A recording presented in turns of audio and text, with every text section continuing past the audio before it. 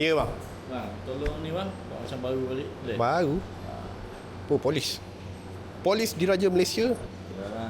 JSPT, Jabatan Siasatan Penguasaan Trafik.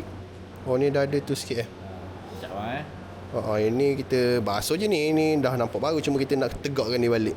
Deep clean lah, kita ambil yang ni RM30 saja. Boleh bang? Boleh. Okey, ni tunggu lagi sekejap. Okey.